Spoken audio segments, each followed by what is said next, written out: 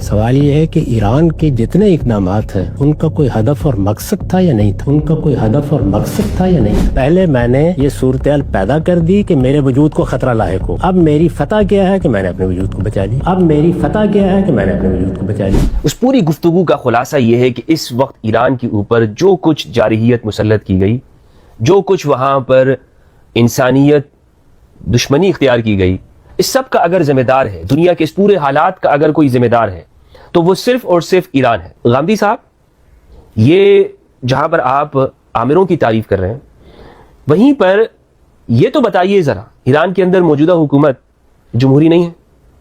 چاہے وہ جس طرح بھی نظام ہو، جیسا بھی ہو، کیا وہ جمہوری نہیں ہے؟ لیکن اصل تکلیف آپ کو یہ نہیں ہے کہ وہاں جمہوریت ہے یا نہیں ہے، چاہے آپ کے اپنے اصول کتنے ہی ٹوٹتے ہو، یہ معاملہ نہیں ہے۔ یہاں پر معاملہ یہاں پر غامدی صاحب، وہ میں نے بتایا نا آپ کو کہ آپ دلیل کی جگہ پہ نہیں کھڑے ہوئے ہیں، آپ ایک تعصب کا شکار ہیں۔ قرآن کیا کہتا ہے کہ کیا مستضعفین، کمزور اور وہ لوگ جن پر ظلم کیا جائے، کیا وہ ہاتھ پہ ہاتھ رکھ کے بیٹھ جائیں یا وہ اپنے لیے کوئی جدوجہد کر سکتے ہیں؟